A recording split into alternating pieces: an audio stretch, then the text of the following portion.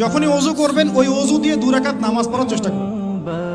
নবীজি যখন জান্নাতে মেরাজের রাতে জান্নাতে গিয়েছেন, নবীজি সাল্লাল্লাহু আলাইহি ওয়াসাল্লাম বলেছেন, আমি যখনই জান্নাত গিয়েছি, মানে আমাকে যখনই জান্নাত দেখানো হয় তখনই আমি বেলাল তোমার পায়ের শব্দ শুনতে পারি। সুবহানাল্লাহ। হে বেলাল, তুমি কি এমন আমল করো আমার আগে আগে তোমার পায়ের শব্দ শুনতে পারি?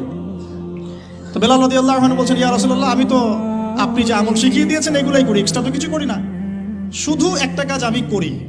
কি সেটা? তিনি বলছেন, আমি যখনই ওযু ছুটে যায় ওযু করি, মানে যখনই ইস্তেনজা করি ওযু ছুটে যায় ওযু করার চেষ্টা করি, ওই ওযু দিয়ে আমি 2 রাকাত তাহিয়াতুল ওযু নামাজ পড়ি। নবীজি বলেন, হয়তো এই কারণেই তোমার এই মর্তবা দেওয়া হয়েছে।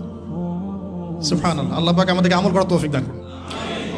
এরপর সালাতে যাবেন, সালাতটা নবীর মতো করে, সালাত শেষ একটু কোরআন তেলাওয়াত করলেন, দিনই পড়াশোনা করলেন, কোনো স্কলারের লেকচার শুনলেন, এবার নাস্তা করতে আসলেন। নাস্তার টেবিলে আসলে তো আর সুন্নতের খেলাফ, সুন্নতের কোনো কথাই মনে থাকে না। আর আমি আপনাদের কমিউনিটির মধ্যে এসে দেখলাম সবাই খুব ভোজন রসিক, মাশাআল্লাহ। হ্যাঁ মাশাআল্লাহ, ভালো, খারাপ না, একটা এজ থাকে খাওয়ার। তবে খাওয়ার ক্ষেত্রে এই দুটো হাদিস মাথায় রাখবেন। এক, নবী সাল্লাল্লাহু আলাইহি ওয়াসাল্লাম বলেছেন, একজন মুমিন বান্দার এতটুকু খাওয়ার যথেষ্ট যা দিয়ে সে কোমর সোজা করে আল্লাহর ইবাদত করতে পারে। আর এই পুরো ওয়ার্ল্ডটাই এখন এই কয়েকটা জিনিসের উপর টিকে আছে: খাওয়া, ফ্রি সেক্সুয়াল সম্পর্ক, জুলুম, পলিটিক্যাল জুলুম। খাবে, ওপেন সেক্স করবে, মদপান করবে, পরকালে কনসেপ্ট ভুলে এই দুনিয়ার জীবনে যা যা পাওয়া যায়, মদ, ক্যাসিনো, জুয়া, খাওয়া, নারী, আর মুসলিমদেরকে মারোয়ার কাটো। আর শয়তানি একটা শাসন শুরু হয়েছে। তো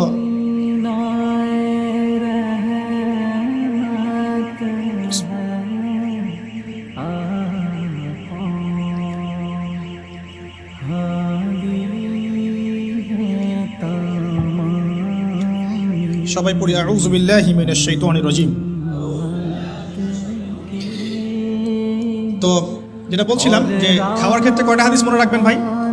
এক, একজন মুমিন বান্দার খাওয়া দাওয়ার জন্য এতটুকু যথেষ্ট যতটুকু দিয়ে সে কোমর সোজা করে আল্লাহর ইবাদত করতে পারে। এক, এরপরেও যদি তাকে খেতে হয়, কয় ভাগ? 3 ভাগ। নবীজি বলছেন, মুমিনরা পেটের 1 ভাগ খাবে, 1 ভাগ পানি খাবে, পানি দ্বারা পূর্ণ করবে, আর 1 ভাগ খালি রাখবে শ্বাস প্রশ্বাস চলাচলের জন্য। এই খাবার সুন্নত, খাবার টেবিলেই তো আমরা হেরে যাচ্ছি। আমরা তো খাবার টেবিলেই হেরে যাচ্ছি। আমরা যুদ্ধের মাঠে জিতবো কিভাবে?